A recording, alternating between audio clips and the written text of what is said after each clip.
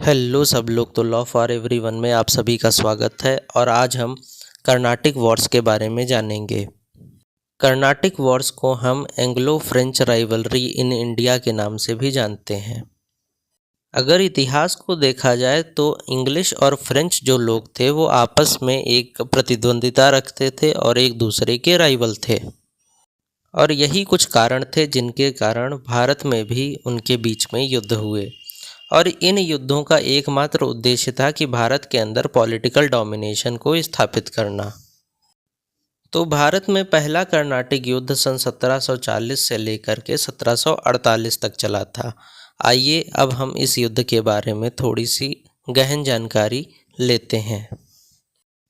Carnatic युद्धों की जानकारी लेने से पहले कर्नाटिक क्षेत्र के बारे में जान लेना आवश्यक होगा।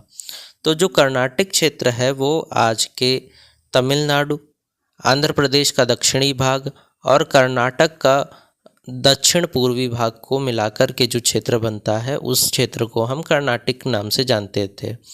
यह क्षेत्र कृषि के दृष्टि से बहुत उपजाऊ क्षेत्र था। साथ ही साथ इस क्षेत्र में काफ़ी अधिक बंदरगाह थे और अंग्रेज़ों ने भी यहीं पर मद्रास शहर को बसाया था। इसलिए अंग्रेज़ और फ्रेंच दोनों के लिए ये क्षेत्र काफ़ी महत्वपूर्ण था। तो बात है सन 1740 ईस्वी की। यूरोप में ऑस्ट्रिया नाम का एक देश था, वहाँ पर उत्तराधिकार की लड़ाई चल रही थी और इस उत्तराधिकार की लड़ाई में अंग्रेज और फ्रेंच जो थे वो एक दूसरे के सामने थे। और जैसा कि विदित है कि जब दो देशों के बीच में लड़ाई चलती है तो उन देश के नागरिक और उन देश की जो अन्य संस्थाएं होती हैं उनके बीच में भी लड़ाई होना चालू हो जाता है। और यही कुछ कंडीशंस थी जिनके कारण भारत में भी अंग्रेज और फ्रेंच के बीच में टेंशन्स बढ़ गए। लेकिन अगर शक्ति के रूप में देखा जाए तो अंग्रेज काफ़ी शक्तिशाली थे और चूंकि फ्रेंच भारत में नए थे इसलिए वो काफ़ी कमज़ोर थे। इस समय तक अंग्रेज़ों ने भारत में कई सारे शहर बसा लिए थे और उनको मुग़ल साम्राज्य का भी संरक्षण प्राप्त था। साथ ही साथ उनकी सेना भी भारत के अंदर काफ़ी मजबूत थी और साथ ही साथ वो एशिया में भी एक काफ़ी मजबूत शक्ति थे, जिसका कारण था कि अंग्रेज़ों ने फ्रेंच को प्रोवोक करना चालू कर दिया और साथ ही साथ उनसे कुछ ना कुछ झगड़े करने लगे। भारत में फ्रेंच को कमज़ोर देखकर अंग्रेज़ों ने फ्रेंच की शिप्स पर अटैक कर दिया और उनके कुछ जहाज़ों पर अपना कब्जा कर लिया। इस समय भारत में फ्रेंच का गवर्नर डुप्लिक्स हुआ करता था और वह एक बड़ा ही बुद्धिमान गवर्नर था। और इस समय जो कर्नाटक क्षेत्र था वह अनवरुद्दीन जो कि कर्नाटक का नवाब था उसके अंतर्गत आता था और साथ ही साथ उसका इस क्षेत्र पर पूर्ण आधिपत्य भी था।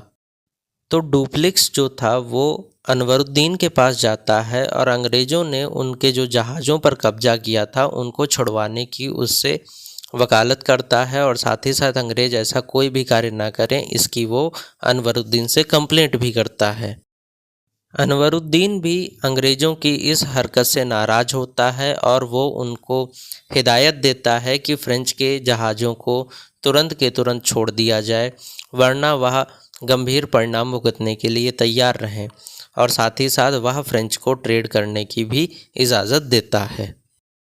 मगर डुप्लिक्स जो था वो बड़ा शातिर दिमागी व्यक्ति था और वो अनवरुद्दीन से कहता है कि साहब आप हमें इजाज़त दीजिए, हम मद्रास पर अटैक कर देते हैं और हम मद्रास को आपके सुपुर्द कर देते हैं।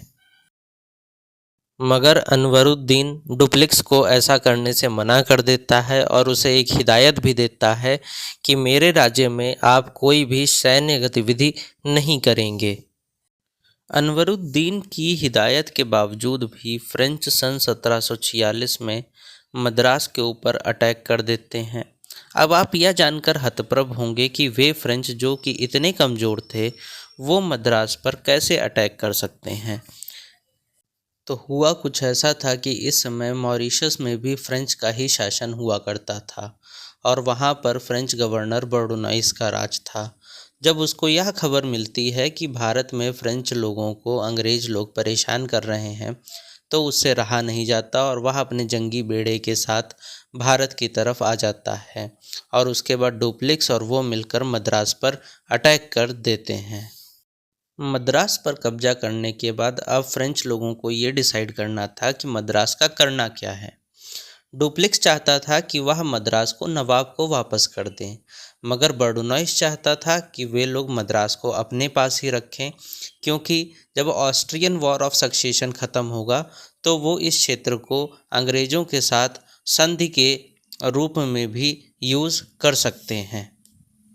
मगर इन सभी कृत्यों की भनक अनवरुद्दीन को पड़ चुकी थी और वह बहुत ही अधिक नाराज हो चुका था कि कैसे कोई दूसरे लोग हमारे ही शासन में अपनी सेना का इस्तेमाल करके दूसरी शक्तियों के खिलाफ अटैक कर रहे हैं और वहाँ पर युद्ध कर रहे हैं। इसके कारण वह बहुत ही नाराज हुआ। अनवरुद्दीन ने अपने बेटे महफूज खान को बुलाया और कहा कि तुम फ्रेंच लोगों को भारत से खदेड़ भेजो, और उसने 10,000 लोगों की सेना के साथ फ्रेंच आर्मी की तरफ अपनी कूच कर दी और उसके बाद सेंट थोम का युद्ध हुआ। मगर इस सेंट थोम की बैटल में महफूज खान की हार हुई और फ्रेंच आर्मी जीत गई। इस युद्ध में महफूज खान को मारा गया और फ्रेंच आर्मी ने नवाब की सेना को भी हरा दिया, जिसका परिणाम ये निकला कि अब मद्रास फ्रेंच के पास ही रह गया था।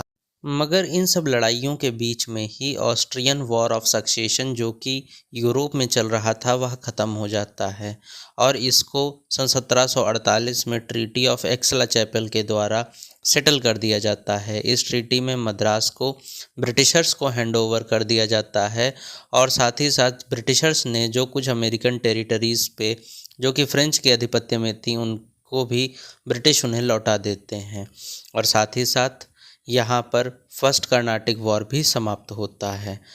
इस युद्ध से हमें यह सीखने को मिलता है कि कैसे भारत के अंदर अब फ्रेंच एक नई शक्ति बनकर उभरने लगे थे और हमें यह भी देखने को मिलता है कि भारत के राजाओं की शक्तियाँ अब क्षीण हो रही थीं। साथ ही साथ फ्रेंच की सेना में भी कई सारे भारतीय थे, यानी कि कैसे इनके अंदर भी इंडियन लोगों को इन्होंने अपनी सेना में शामिल किया था। साथ ही साथ हम ये भी देखते हैं कि अब फ्रेंच और ब्रिटिश एक भारत के अंदर राइवल बन चुके थे और साथ ही साथ अब यहाँ से हम कॉलोनियलिज्म की शुरुआत के कुछ लक्षण भी देख सकते हैं। तो आज का ये अंक बस यहीं तक। कल हम देखेंगे सेकेंड कर्नाटिक वॉर के बारे में। तब तक के लिए जय हिंद, जय भारत, जय हिंदुस्तान।